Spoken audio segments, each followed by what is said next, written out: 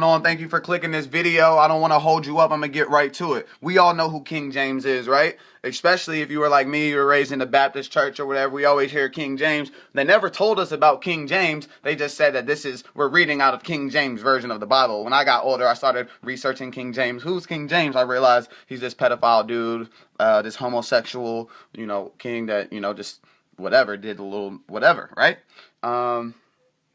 He wrote the Bible, rewrote an already revised version of the Bible in 1611, right? So I already knew that type of stuff when I first realized, who King James was. But, today I found some more information. It brought tears to my eyes and brought chills down my spine, right? That I realized that, yeah, sure, 1611 was King James Bible. He wrote King James Bible, the Holy Bible, right? But in 1597, who can tell me what King James wrote in 1597? Who can tell me what King James wrote in 1597? I'll tell you right now, he wrote the Bible of Demonology. So let that sink in. He wrote the Bible of Demonology. So the same person who wrote or gave you your awareness of God or Jesus or whatever is the same person who 14 years before wrote the Bible of Demonology. Now, just so you know I ain't flexing, you could look up King James Bible of Demonology, or you just look right here. Forgotten Books. I'm about to go to the library see if it's there. If not, I'm going to just order it off Amazon. But, I mean, it tells you right here, like, who King James is, the real story on the scoop, and what was in the... So I'm really interested in seeing what type of information is in that book that will help me free black people from, you feel me, the thinking that God only had one son, right? So, it's King Leon X, unapologetically African. Give me liberation or give me death. Alright YouTube, it's time for Occult Literature Video 58 on King James Demonology. Extremely good work, comes highly recommended. One of the best. It's right up there with the Petit Albert as far as how interesting a read it is. It goes well beyond just being academic. Some of these these texts are kind of dry. They're not as entertaining. This, totally different story, very entertaining, even if you're looking at it mostly as like fictional, sort of Protestant, early Judeo-Christian witch, the Burning Time sort of lore. Link in the description to where you can purchase my edition off of Amazon. It is the cheapest, as always. Second, link to my books blog, where you can find, if you're interested in this kind of text, there are plenty of other philosophical and spiritual texts. I've got the Book of Tobit. I've got a lot of other stuff. I've got some of Trithemius' work, lots of alchemy, grimoires, it's all there. King James I was notable for being literate. And I don't say that jokingly, because many monarchs, nobles, and people around that time period, they couldn't even write their own name. He was a different story. He was more into academics. This treatise in 3 books is about 75 pages in length. Now, even post-dating the printing press, which had come out in the 1400s, the idea of somebody of noble stock as opposed to somebody of the clerical class, or somebody who is sort of independently doing these things as like a court wizard or something. The idea of them actually not just, reading things, which was, some of them did, some of them didn't, but actually taking the time to write something, especially on a spiritual topic, was almost unheard of, actually, at the time period. This is sort of the early Renaissance period. Interesting time, really, in world history. I mean, mid-Renaissance, sorry.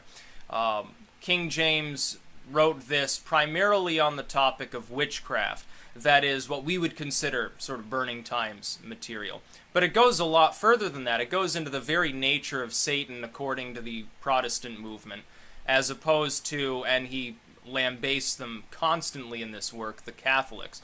The Catholics, by this time period, had sort of accepted the concept that there were spiritual forces that were supernatural, but not inherently evil. They were apart from the Christian God, but through that same virtue were able to heal. They didn't have as much of a problem with white witches, so-called, that simply healed people, or they depossessed individuals. That is, that someone was possessed, somebody was sick, or somebody had been bewitched, someone's home was haunted, they'd come in and take care of it. That was considered generally to be okay under Catholicism.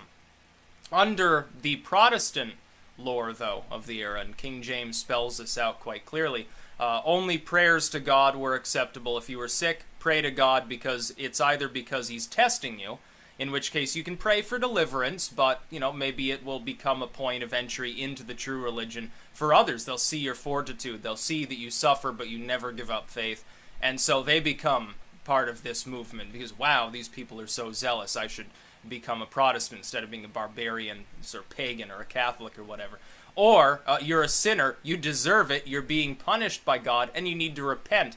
And it's taken in here that those that are actually bewitched oftentimes are guilty of sin, and that's the methodology by which they became bewitched in the first place. Because to King James and the others, under most circumstances, a person who was very pious was immune to witchcraft. Not always. Sometimes it was a test of their fortitude, like he draws a comparison to the book of Job. Most of the time, though, is because they have done something wrong. They deserved it. He talks about, for instance, the fact that at the time period, there were, in his mind, more witches and more evil spirits roaming the land, was the result of the fact that Satan actually was trying to trick the Catholics that had held England before his time period.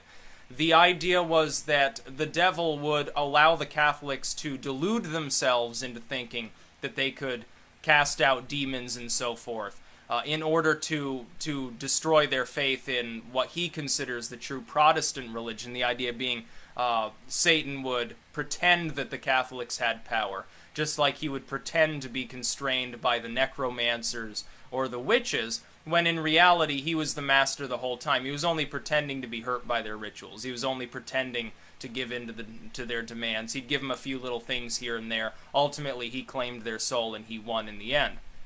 Like a grand master at chess or something, feigning a moment of weakness while setting something up to utterly decimate their opponent who has become too headstrong. It goes into the nature of demons, and to King James, most of the demons share one common classification. Then there are the fairies, which are demons but under a different guise. That is, the natural or airy spirits of Catholicism are simply the same sort of demons acting in a different manner, appearing in a different form. He goes on to dispel some of the claims of the time period as well. And we shouldn't be too hard on King James. This is burning time stuff. They obviously, mostly, they were killing people who had cerebral palsy, or people who had epilepsy, or people who had some mental illness, or they had gotten into some bad rye and they had gotten ergotamine poisoning. That's true. But to people who didn't understand modern science, who didn't understand mental illness or microscopy and some of these things, he actually formulates this in a pretty damn academic manner. So props to King James I, Christian as though he may have been. He was a sharp wit, obviously. He sets this up in the form of a dialogue between Philomathus and Epistemon, two sort of fictional characters. He sets it up in the form of a Socratic dialogue to make it more interesting to the reader as well.